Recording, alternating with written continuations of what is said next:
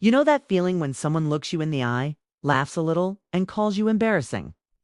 And it sticks in your chest way longer than it should. You replay it in your head while you're standing in line at the grocery store, doing dishes, trying to sleep. It doesn't matter that you've helped them, supported them, or showed up for them over and over again. In that moment, you're reduced to a joke, a nuisance, something they're ashamed of. Now, imagine that person is your own brother. And the next time he really needs you, it's on the biggest day of his life. Do you swallow your pride and show up anyway? Or do you finally decide that this time, you're the one who gets to walk away? I'm the older sister in this story, and if this sounds like something straight out of Reddit stories or a messy Reddit AITA post, it's because I spent months reading art, relationships, and family drama threads. It's trying to figure out if I was the crazy one. Growing up, my parents were the definition of a toxic family dynamic. They weren't physically abusive, but emotionally. There was always this heavy, constant pressure. They had a golden child and a backup plan. My younger brother, Ethan, was the golden child. I was the backup plan. It started small in the way these real-life story betrayals usually do. Ethan got the new clothes, the sports, the celebrations. God, you're so mature, you understand. Whenever money was tight or things were unfair, my dad would proudly introduce Ethan as our future doctor while telling people I was good at helping out. My mom would literally whisper, "Don't take it personally. He just shines brighter," as if that was some inspirational quote and not a knife wrapped in a compliment. By the time I was in high school, I'd already figured out the truth. If something needed to get done, I'd do it. I worked part-time, I cooked dinner, I picked Ethan up from practice, I helped him with homework, I covered for him when he screwed up. When my parents needed someone to handle bills online because they didn't get computers, it was me. When they needed someone to sit with grandma at the hospital overnight, it was me. I told myself that was normal, that this was just being the eldest in a slightly entitled people kind of family. College wasn't really an option for me, not the way it was for Ethan. My parents told me, straight-faced, that they couldn't afford tuition for both kids, and it made more sense to invest in Ethan. They asked me to be understanding, like I always was. So I enrolled in community college at night and took a full-time office job during the day. I watched my brother leave for a nice out-of-state university while my dad bragged about him to anyone who would listen, pretending I wasn't standing right there. That would have been enough resentment for a whole revenge story by itself. But that was only the beginning. When Ethan messed up his grades and almost lost his scholarship, my parents panicked. They came to me, voices soft, asking if I could help out just until things get sorted. They knew I had some savings, and they knew I would say yes. I ended up emptying nearly all of it to help him stay in school. No one ever called it what it was, a sacrifice. They just called it family helping family. Fast forward a few years. Ethan graduated to applause and Facebook posts while I quietly worked my way up to a decent job, still living in a small apartment, still helping out whenever my parents called. They never asked Ethan to help with their bills. That was too much pressure for him. When my car broke down, I had to figure it out alone. When Ethan needed a security deposit for his big city apartment, my dad asked me if I could spot him just this once. I said yes, again, because I had been trained to do that since I was a kid. Then came the big shift. Ethan got engaged. Her name was Madison, and she was exactly the kind of person my parents would worship. Pretty, bubbly, social media polished, with parents who had money and liked to show it. Our family drama moved to a new level as soon as she entered the picture. Suddenly, every conversation was about wedding venues, colors, guest lists, what the in-laws thought. How everything had to look perfect. I tried to be supportive. I went dress shopping with Madison when my mom couldn't. I helped her plan some details. Helped organize the bridal shower, even though I was working overtime to cover my own rent and still sending money when my parents came up short. No one ever said thank you in a real way. 'Twas always, "You're so good at this," like I was a free wedding planner. The real problem started the night of the engagement party. Everyone was there, drinking, laughing, recording cute little videos for Instagram and TikTok. I was exhausted from helping set everything up. At one point, Madison's friends started asking about the early wedding plans, and someone said, "Oh my God, your family is so supportive. You're so lucky."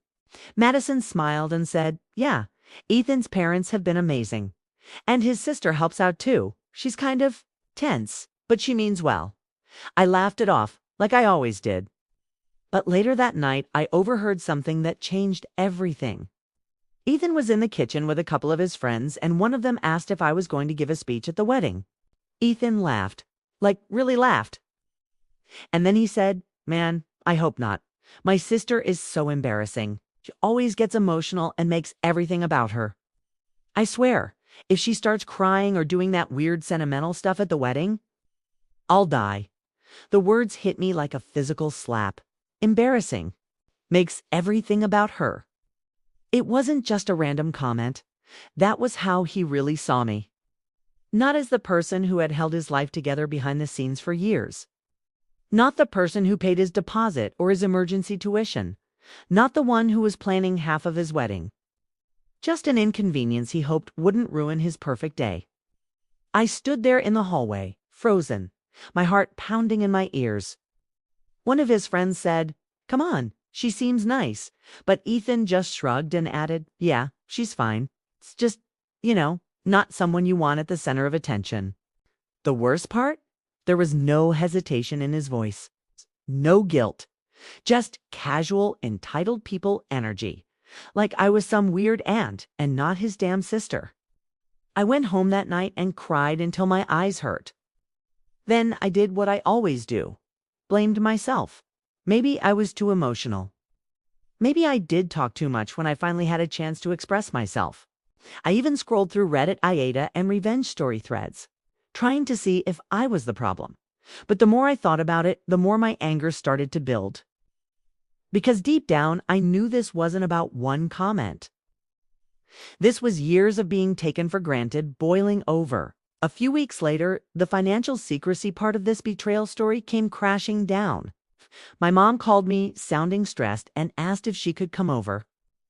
She showed up with a folder full of papers, and my stomach dropped before she even opened it. Turns out my parents had taken out a personal loan a while back, and they were struggling with the payments. That part didn't surprise me. What did surprise me was how big the loan was. And what it was for. "Don't be mad," my mom said, which is exactly what you say when you know someone has every right to be furious. The loan. It was to help cover Ethan and Madison's wedding, the venue, the catering, some of the decorations. They didn't want Madison's family to think they were cheap. So instead of scaling down the wedding, they went into debt. And because their credit wasn't great, they had co-signed something with my name attached. I stared at the paperwork and realized that if anything went wrong, my financial future was on the hook too. I felt physically sick. I asked her, "Why didn't you tell me?" She gave me that familiar, manipulative look and said, "We knew you'd overreact. Ethan deserves a beautiful day. You're stable. You can handle a little risk. We'd never let it affect you." As if good intentions paid interest. As if this was just some emotional story and not a real-life story about messing with my credit behind my back. That was the moment something inside me finally snapped. But that was only the beginning. I didn't explode right then. I didn't scream or throw them out. Told my mom I needed time to think and asked her to leave the folder with me. She seemed relieved and probably thought I'd cave like I always did. Instead, I spent the next few nights wide awake, staring at my ceiling, replaying every sacrifice I'd ever made for that family. Then she did something I'll never forget. Madison called me, all chirpy and sweet, to check in. At first, it was normal wedding talk. Then she casually mentioned that her parents were a little worried about my emotional stability and how I might behave at the wedding. She asked if I could keep it low-key and maybe skip any speeches or big moments because it's really important that the energy stays light and fun. In one phone call, she managed to confirm everything Ethan had said behind my back. I asked her calmly, "Did Ethan say something to you?" She hesitated for half a second, then said, Well, he just mentioned that sometimes you make things heavier than they need to be. You know how you are. You know how you are. Like my personality was an inconvenience they had to manage. I hung up that call, sat in total silence, and realized I had a choice. I could swallow the insult, shut up, and show up to their big day as the quiet, supportive sister who signs for loans and never asks for credit. Or I could finally stop playing the role they wrote for me. I could write my own. What happened next shocked me, mostly because I didn't recognize myself at first. I started by talking to a financial advisor friend. I showed her the loan documents. She walked me through my options and explained exactly how dangerous it was for my name to be attached like that. With her help, I figured out how to get my name removed. But it meant confronting my parents directly and refusing to just trust them this time. I asked them to meet me at my apartment. No more whispered conversations in their kitchen where I felt like a kid again. I laid everything out on the table, literally. The papers, the numbers, the dates. I told them I knew what they did and I knew how it could affect me. My dad tried to get loud, saying I was being dramatic, that this is what family does, that Reddit stories make people too individualistic and selfish. This time, I didn't back down. I told them, very quietly, that they had crossed a line. That using my name without my full understanding wasn't family, it was betrayal. I told them I wouldn't be paying a dime toward that loan, and I wanted my name off it as soon as possible. My mom started crying. My dad called me ungrateful. It was like every toxic family scene I'd ever read on our relationships, except I was suddenly the one setting the boundaries. When I brought up Ethan, things got even uglier. I told them what he'd said, how he had called me embarrassing, how Madison had basically asked me not to ruin the vibe with my existence. My mom tried to excuse it as stress and wedding nerves. My dad said, your brother doesn't mean things like that. I looked them both in the eye and said, he meant it enough to say it behind my back. And you two created the version of him who thinks that way. There was a long, tense silence. Then I dropped the real bomb. I told him I wasn't sure I wanted to go to the wedding at all. The room shifted instantly. My mom gasped like I'd announced a funeral. My dad's face went red. You will not embarrass this family, he said through clenched teeth. People will talk if you're not there. That's when it clicked for me. They didn't want me there out of love. They wanted me there as a prop. The weeks leading up to the wedding were cold and awkward. I got a few half-hearted texts from Ethan, all superficial. Hey, are you good for the rehearsal dinner? Mom's freaking out. Just go with it. No apology, no acknowledgement. Just expectation. He never once asked how I felt or what would make things right. It was like he thought I'd just show up because that's what I always did. The night before the wedding, I got a long message from my mom. She guilt-tripped me about ruining your brother's big day and disappointing the family if I didn't fall in line. She ended it with, you don't want to be the villain in this emotional story. I stared at my phone and realized something. They'd cast me as the villain the moment I stopped being useful. So I made a decision. I wasn't going to scream. I wasn't going to make a scene. I was simply not going to show up. The morning of the wedding, my phone started buzzing early. First my mom, then my dad, then Ethan. I didn't respond. I turned my phone face down and made myself breakfast in my quiet apartment. While they were scrambling around some fancy venue stressing about flowers and timelines, I was sitting on my couch with a cup of coffee, breathing for what felt like the first time in years. Around an hour before the ceremony, Ethan finally left a voicemail. His voice was sharp, annoyed. He said, "Look, I know you're mad, but this isn't about you. Don't make this some revenge story. Just get dressed and come. Don't embarrass me like this." That was the last straw. Even when begging me to show up, he couldn't help centering his reputation and throwing that word in my face again. Embarrassing. I didn't go, I didn't text, I didn't call. I watched a movie. I went for a walk. I let my phone ring and ring until eventually it went quiet. The satisfying revenge wasn't loud or dramatic. It was the silence. It was choosing myself. Later that night, I finally checked my messages. There were angry texts from my dad, hysterical ones from my mom, and a long one from Ethan calling me selfish, ungrateful, and insane. He accused me of destroying our family, of turning this into one of those Reddit stories where the crazy sister skips the wedding. He wrote, "You made me look stupid in front of Madison's family." Not once did he mention the loan. Not once did he acknowledge calling me embarrassing.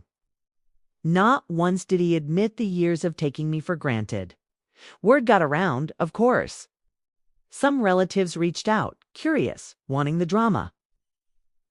A couple of cousins quietly told me they were proud of me. One of them even joked, "Honestly, this is the most satisfying revenge I've ever seen in a real-life story." I laughed, but it hurt too, because it shouldn't have had to come to that. In the weeks that followed, my parents pulled back a bit, giving me the silent treatment mixed with occasional guilt trips. Ethan didn't talk to me at all. I used the space to get my name fully removed from that loan, clean up my finances, and focus on my own life instead of constantly carrying theirs. I started reading more emotional story channels and Reddit stories, not to compare, but to remind myself I wasn't alone. Months later, I got a message from Ethan.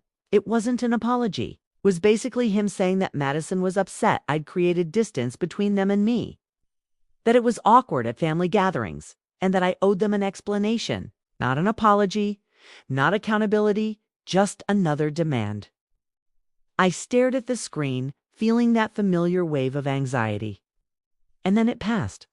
I realized I didn't owe them anything. I'd spent years giving and giving to a toxic family system that saw me as a tool, not a person. They decided I was an embarrassment. They decided my feelings were a problem to manage.